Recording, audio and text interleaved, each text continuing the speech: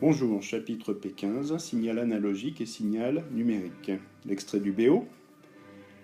Alors, problème, comment envoyer par mail ou par voie postale une chanson d'un disque phonographique, micro-sillon, enfin un disque noir, disque vinyle, sachant qu'un ordinateur ne comprend que le langage binaire, c'est-à-dire une suite de 1 et de 0. Très bonne question. Il faut dans un premier temps numériser le signal analogique de la musique, puis dans un second temps le transmettre. Un destinataire évidemment. Alors la carte son de l'ordinateur permet de convertir le signal analogique délivré par le phonographe, la platine tourne-disque, en un signal numérique. Le câble, la fibre, les ondes électromagnétiques permettent de transmettre ces informations à un destinataire, si on choisit le mail, tandis que le stockage optique sur CD, DVD ou Blu-ray permet la transmission par voie postale. Alors on commence par signal analogique, signal numérique. Donc tout ce qui est document, je vous le distribuerai, vous collerez à l'endroit voulu. Un signal que l'on note S de t est qualifié d'analogique si la courbe qui représente ces variations au cours du temps est continue au sens mathématique du terme, c'est-à-dire qu'il prend une quantité de valeurs infinie, une infinité de valeurs en fait. Donc voilà, ici vous avez un signal analogique, on prend une infinité de valeurs, signal continu, tandis qu'un signal numérique est une suite de valeurs discrètes. Sa courbe représentative est discontinue. Donc c'est le cas ici. Là, dans ce cas-là, ce signal numérique ne prend que deux valeurs. Tandis que là, le signal numérique prend plusieurs valeurs différentes. D'accord ? Donc en fait, ça c'est la courbe représentative du signal numérique. Elle est discontinue. Alors, pour revenir au cas du micro-sillon, normalement vous mettez une pointe dessus, c'est ce qu'on appelle un saphir ou un diamant. Ce diamant va suivre les déviations du sillon, et ces déviations du sillon vont être transmises à un transducteur qui va transformer ces vibrations en un signal électrique. Donc ça veut dire que le signal électrique va suivre de façon analogue les vibrations de la source, les déformations du sillon. Voilà. D'où le terme analogique d'ailleurs. Alors, convertisseur analogique numérique. Donc un CAN, convertisseur analogique numérique, permet la communication entre un système analogique et un système numérique. Il convertit une tension en un nombre binaire qui lui est proportionnel. Donc là, un signal analogique, le convertisseur et le mot binaire qui suit. Des exemples de convertisseurs, carte son, scanner, etc. Donc convertit une tension ou une intensité d'ailleurs en un nombre binaire qui lui est proportionnel. La numérisation maintenant d'un signal analogique, justement pour parvenir au signal numérique, numériser un signal consiste à le discrétiser dans le temps et en amplitude, et ensuite à le coder. L'échantillonnage. Alors, je vais vous mettre un lien, si j'y arrive, directement dans la capsule vidéo, et sinon, ça sera dans la description de la vidéo. Vocabulaire en anglais, sample, échantillon, sampler, échantillonneur, sampling, échantillonnage. Alors, la discrétisation dans le temps consiste à prélever des échantillons du signal à intervalles de temps réguliers. C'est ce qu'on appelle l'échantillonnage. La durée qui sépare la prise de deux échantillons est la période d'échantillonnage que l'on note TH. Alors cette période est exprimée en secondes. La fréquence d'échantillonnage est l'inverse de cette période d'échantillonnage. La fréquence s'exprime en Hertz lorsque la période est en secondes. Alors cette fréquence indique le nombre d'échantillons prélevés par seconde, c'est-à-dire le nombre de mesures effectuées par le convertisseur par seconde. Alors je vous ai mis ici une courbe, donc le signal analogique en rouge, la fréquence d'échantillonnage qui est de 10 Hz ici, là l'intervalle de temps, ça correspond à la période d'échantillonnage, donc ça veut dire que le temps est discrétisé, on ne passe plus continuellement de 0 à t, mais par pas, 0, t, 2t, 3t, 4t, etc. La fréquence d'échantillonnage ici de 10 Hz, vous avez la taille de sortie du fichier, enfin le nombre binaire qui correspond, qui est celui-ci. Donc t prend des valeurs discrètes. Là, vous avez pardon, une autre fréquence d'échantillonnage qui est de 50 Hz, donc on prend 5 fois plus d'échantillons par seconde, hein, puisqu'on était à 10 Hz précédemment.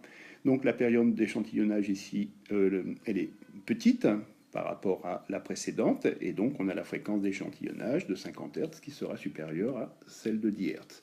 Et là, vous voyez que le fichier, le nombre binaire, les mots binaires sont beaucoup plus importants. Donc la taille de fichier est plus conséquente. Alors, quelle est la condition là, sur la fréquence d'échantillonnage? Une bonne fréquence d'échantillonnage, ça sera quoi? Eh bien, c'est le théorème de Shannon qui nous le dit. Pour échantillonner convenablement un signal, il faut que la fréquence d'échantillonnage soit au moins égale au double de la fréquence la plus élevée du signal à échantillonner. Ce qui se traduit par cette inégalité, f échantillonnage supérieur ou égal à 2f max. Pardon. Alors, quantification maintenant. La discrétisation de l'amplitude du signal est ce qu'on appelle la quantification. Elle est réalisée par un échantillonneur bloqueur, qui est inclus dans le CAN, qui à chaque échantillon bloque la valeur de l'amplitude jusqu'à l'échantillon suivant.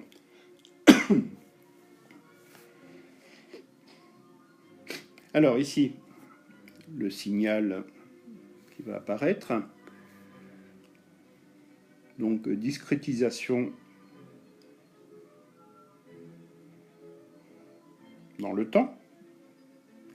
Et ici, quantification. Donc à petit t égale t échantillonnage, je prends la valeur de cette amplitude. À 2t échantillonnage, celle-ci. À 3t, celle-ci, etc.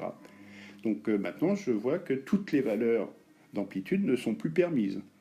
Puisque là, je vais passer directement, par exemple, de celle-ci à celle-là, sans passer par toutes ces amplitudes. D'où la différence entre le signal analogique et numérique. Donc évidemment, on a des pertes d'informations. Alors, codage, pas de quantification. Donc c'est ce que l'on a fait lors de l'activité expérimentale. Donc le codage consiste à associer un nombre binaire à chaque valeur d'amplitude. Or, on vient de voir que toutes les valeurs n'étaient plus permises. Donc le CAN va associer à un intervalle de tension donné une valeur numérique décimale unique qui sera ensuite codée. On récupère alors en sortie du CAN un nombre binaire. Donc là, je vous ai mis une courbe. Pas de quantification. Alors la résolution R d'un CAN est son nombre petit n de bits. Le pas de quantification, que l'on note P, est lié à petit n par la relation P égale plage d'entrée du CAN sur 2 puissance n. Le nombre n de niveaux quantifiés est donné par la relation 2 puissance n. Alors le pas de quantification, c'est le plus petit écart de tension entre deux nombres binaires consécutifs, ou entre deux niveaux quantifiés consécutifs.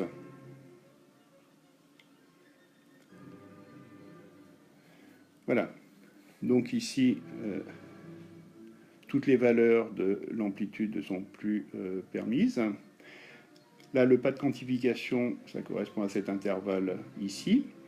Donc j'ai différents niveaux qui sont quantifiés, et à chaque niveau, j'associe un nombre binaire. Pour celui-ci, 100, 110, etc. Donc entre les deux, j'aurai le niveau 101, le code 101, pardon.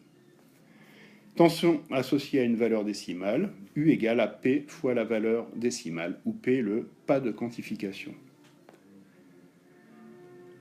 Alors, exemple, on a un convertisseur analogique numérique de résolution 3 bits et de plage d'entrée 0,4 volts. Le nombre de niveaux quantifié est donc 2 puissance n qui est égal à 8, avec un pas P égal à 0,5 volts. Donc là, je représente, que vous aurez aussi à faire. Ici, j'ai la plage d'entrée du CAN de 0 à 4 volts. En sortie, j'ai 2 puissance n, donc 8 niveaux, donc premier jusqu'au 7e, ce qui fait bien 8. La valeur décimale associée et le nombre binaire aussi associé. Donc par exemple ici, pour une tension qui est comprise entre, je vais mettre entre 2 et 2,5 volts, eh bien je vais avoir la valeur binaire 4, qui est en fait 4 fois 0,5 volts, ça fera 2 volts. Donc ça veut dire que toutes les tensions sorties entre... toutes les tensions d'entrée qui seront comprises entre 2 et 2,5 volts, eh bien, seront représentées par un nombre binaire qui sera de 4. 1, 0, 0, donc un nombre décimal de 4. Restitution d'un signal numérique, c'est l'opération inverse de la numérisation. Donc en fait, lorsque vous voyez la courbe représentative du signal numérique en escalier, eh bien, vous allez avoir un composant à l'intérieur du CNA qui va faire un lissage par filtrage. Et donc on obtient un signal qui sera continu.